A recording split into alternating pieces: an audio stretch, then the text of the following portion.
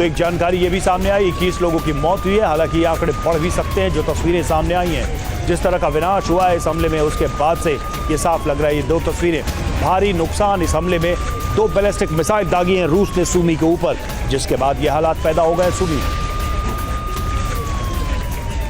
बहुत बड़ा अटैक, बहुत बड़ा हमला रूस की तरफ से किया गया सुमी में। सुमी से विध्वंसक तस्वीरें सामने आ रही हैं। विध्वंस और तबाही की ये तस्वीरें सुमी से सामने आई हैं। किस तरह से इस हमले में बड़ा नुकसान सुमी में पहुंचा है। अब देखिए 4 तस्वीरें। हमले के दौरान जो तस्वीर सामने आई वो हम आपको दिखा रहे हैं। हमले के बाद के हालात क्या थे, हमले के दौरान किस तरह से चारों तरफ आग ही आग थी। लोग भागकर अपनी जान बचाने की कोशिश करते हुए, सड़कों पर जो गाड़ियां मौजूद थी उनको भी भारी नुकसान पहुंचा है।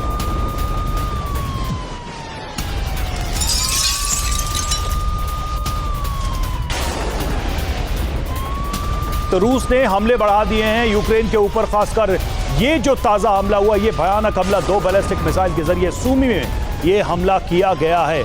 और हमले के बाद हर तरफ तबाही ही तबाही नजर आ रही है। जिस स्पॉट पर ये मिसाइलें गिरी हैं उसके बाद वहां के रिहायशी इमारतों का क्या हाल हुआ है, ये आप दूसरी तस्वीर में देख सकते हैं। मलबे के ढेर में तब्दील हो गई हैं इमारतें, गाड़ियों को पहुंचा है बड़ा नुकसान। ये देखिए एक और तस्वीर।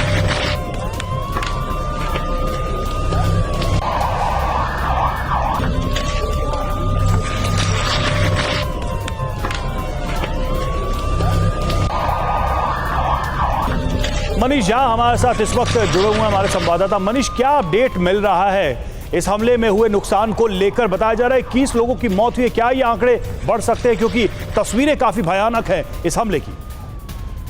देखिए, सबसे बड़ी बात है कि रूस की तरफ से अब ज्यादा भयानक हथियार का इस्तेमाल किया जा रहा है।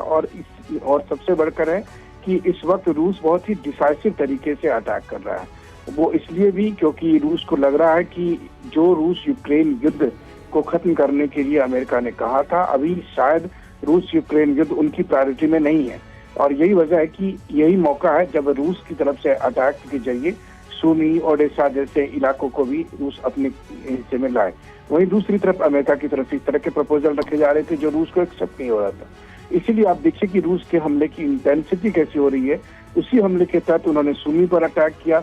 उस अटैक की तस्वीरें इस तरह की भयावह करने वाली है।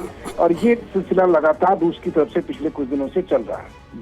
मनीष, रिहायशी इलाकों को निशाना बनाया गया। हम देख रहे हैं कि आम लोग इधर उधर जान बचाते भागते नजर आ रहे हैं इस हमले के बाद से। ये क्या इंडिकेशन है रूस की तरफ से? क्योंकि रूस हमेशा ये दावा करता रहा है कि मिलिट्री ठिकानों को हम टारगेट करते हैं, रिहायशी इलाकों को नहीं। बिल्कुल, देखिए पिछले दिनों एक होटल को जब निशाना बनाया गया था, उस वक्त कहा गया था कि रूस ने कहा था कि वहां पर यूक्रेन के सैनिक हैं, नाटो के मिलिट्री सैनिक वहां पर मौजूद हैं।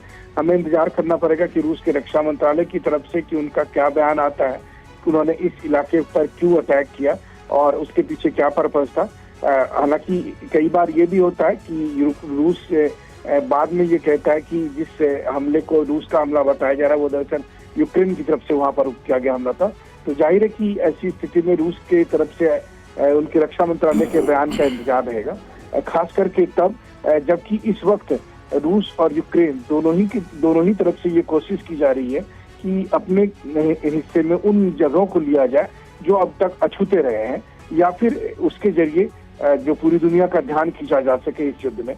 तो ऐसी स्थिति में देखना पड़ेगा कि रूस के इस हमले के पीछे की वजह क्या थी, क्यों उन्होंने इस सिविलियन प्रोमाइसेस को अटैक करने की कोशिश की जहां आसपास आम लोग थे, या फिर उनके पास कोई स्पेसिफिक इंटेलिजेंस इनपुट था कि वहां पर यूक्रेनियन जो मिलिट्री है वो वहां पर मौजूद है। लेकिन क्या ये जो फ्रेश अटैक रूस ने किए हैं, इससे ट्रंप की कोशिशों को धक्का नहीं लगेगा? ट्रंप जो दावे करते रहे हैं या ट्रंप जो कुछ भी सोच रहे हैं प्लानिंग इस युद्ध को खत्म करने के लिए, उसके लिए क्या इस तरह के हमले सेटबैक नहीं है? देखिए, सबसे बड़ी बात है कि ट्रंप ने दावा किया था कि वो 24 घंटे में युद्ध खत्म कर देंगे। 2 महीने के बाद ट्रंप ने पूरी दुनिया के खिलाफ युद्ध शुरू कर दिया ट्रेड वॉर के नाम पर। लेकिन जिस युद्ध को खत्म करने की बात कही गई थी वो युद्ध उन्होंने किया नहीं और खत्म किया नहीं। और अभी उनके पास से जिस तरह के प्रपोजल आ रहे हैं वो भी रूस को एक्सेप्ट नहीं है। पिछले दिनों दोबारा से जब इसकी विटकॉफ ने मुलाकात की प्रेसिडेंट पुतिन से, उसके बाद से रूस के हमले और ज्यादा भयानक हो गए। इसका मतलब यह है कि रूस अमेरिका को ये जताने की कोशिश कर रहा है कि अगर आपने इस वक्त इस युद्ध को रोकने के लिए गंभीरता से कोई प्रयास नहीं किए तो और ज्यादा कैजुअलिटी होगी, और ज्यादा यूक्रेन को नुकसान पहुंचेगा। हाँ, ये बात है कि अगर ट्रंप इसे चिढ़ते हैं तो बात यह है कि युद्ध तो चल ही रहा है। अब ट्रंप अगर युद्ध को रुकवाने के लिए सीरियस है, जैसा कि प्रेसिडेंट पुतिन भी कई बार कहते हैं कि वो सीरियस दिखते हैं, लेकिन जमीन पर उसका असर नहीं दिख रहा। जमीन पर युद्ध को रोकने के लिए जरूरी है कि अमेरिका की तरफ से यूक्रेन को मनाया जाए और ताकि बातचीत के टेबल पर आए। और दूसरी बात यह है कि युद्ध को रोकने के लिए यह भी जरूरी है कि रूस के उन तमाम कंसर्न को भी एड्रेस किया जाए। सबसे बड़ी बात है कि पिछले दिनों इस्तांबुल में हुई बैठक के तुरंत बाद अगर रूस की तरफ से इस तरह के अटैक हो रहे हैं तो इससे साफ तौर पर है कि अभी फिलहाल ये युद्ध नहीं थमने वाला, खास करके तब जब हमने देखा कि कैसे F-16 एक और F-16 मार गिराया गया। और इस परिप्रेक्ष्य में अगर आप देखें तो ये बात तो साफ लग रहा है कि इस वक्त का जो अटैक है वो रूस की नजर में निर्णायक अटैक है, अमेरिका के लिए संदेश देने के लिए कि अब अगर इसे और नहीं थामेंगे तो यूक्रेन की जो तबाही हो रही है वो और ज्यादा बढ़ती जाएगी। शुक्रिया मनीषा आपका इस जानकारी के लिए।